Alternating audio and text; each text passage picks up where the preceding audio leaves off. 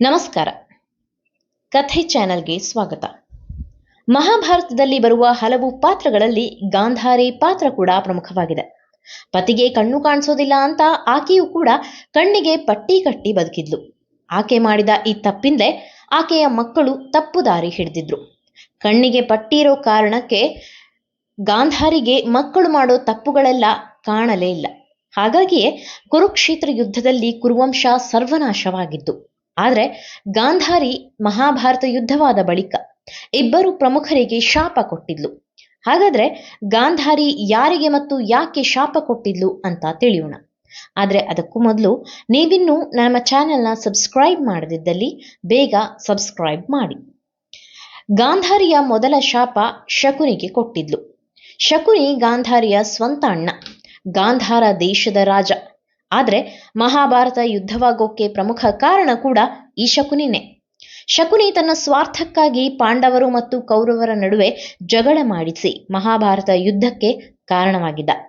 ಹಾಗಾಗಿ ಶಕುನಿಯ ಈ ಕೃತ್ಯಕ್ಕಾಗಿ ಗಾಂಧಾರಿ ಶಕುನಿಯ ವಂಶ ನಿರ್ವಂಶವಾಗಲಿ ಮತ್ತು ಅವನ ರಾಜ್ಯ ಅನಾಥವಾಗಲಿ ಅಂತ ಶಾಪ ಕೊಟ್ಟಿದ್ಲು.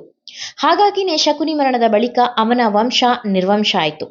ಇನ್ನು ಅವತ್ತಿನ ಗಾಂಧಾರವೇ ಇಂದಿನ ಅಫ್ಘಾನಿಸ್ತಾನ. ಗಾಂಧಾರ ದೇಶ ಈಗಲೂ ಆಕೆಯ ಶಾಪದಿಂದ ಬಡ ದೇಶವಾಗಿಯೇ ಉಳಿದಿದೆ. ಅಲ್ಲಿನ ನಾಗರಿಕರಿಗೆ ನಾಗರಿಕತೆಯೇ ಇಲ್ಲದಂತಿದ್ದಾರೆ. ಇನ್ನು ಎರಡನೆಯ ಶಾಪ ಶ್ರೀಕೃಷ್ಣನಿಗೆ.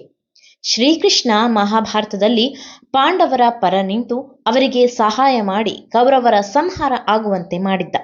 ಅಲ್ಲದೆ ಗಾಂಧಾರಿಯ 100 ಮಕ್ಕಳು ಸಾಯೋ ಥರ ಮಾಡಿದ್ದ ಅಂತ ಶ್ರೀಕೃಷ್ಣನಿಗೆ ಗಾಂಧಾರಿ ಶಾಪ ಕೊಟ್ಟಿದ್ಲು. ನಿನ್ನ ವಂಶವು ನಿರ್ವಂಶವಾಗಲಿ, ನಿನ್ನವರು ಬಡಿದಾಡಿಕೊಂಡು ಸಾಯಲಿ, ನೀನು ಏಕಾಂಗಿಯಾಗಿ ಸಾಯು ಎಂದು ಶ್ರೀಕೃಷ್ಣನಿಗೆ ಗಾಂಧಾರಿ ಶಾಪ ನೀಡಿದ್ಲು.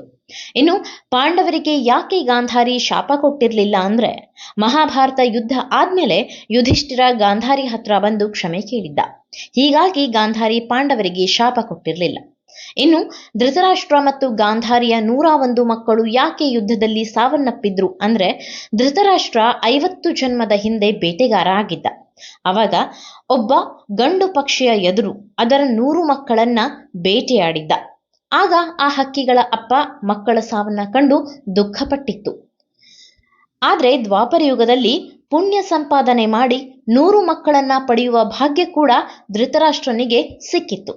ಹಾಗಾಗಿ 100 ಮಕ್ಕಳ ಪಡೆಯುವ ಪುಣ್ಯದ ಫಲ ಮತ್ತು ಮಹಾಭಾರತ ಯುದ್ಧದಲ್ಲಿ ಅವರ ಸಾವನ್ನು ಕಾಣುವ ಪಾಪದ ಫಲ ಎರಡನ್ನೂ ಒಂದು ಜನ್ಮದಲ್ಲಿ ಧೃತರಾಷ್ಟ್ರ ಪಡೆದಿದ್ದ. ಹಾಗಾಗಿಯೇ ಕುರುಕ್ಷೇತ್ರ ಯುದ್ಧದಲ್ಲಿ ಧೃತರಾಷ್ಟ್ರ ಮತ್ತು ಗಾಂಧಾರಿಯ 101 ಮಕ್ಕಳು ಸಾವನ್ನಪ್ಪಿದ್ರು.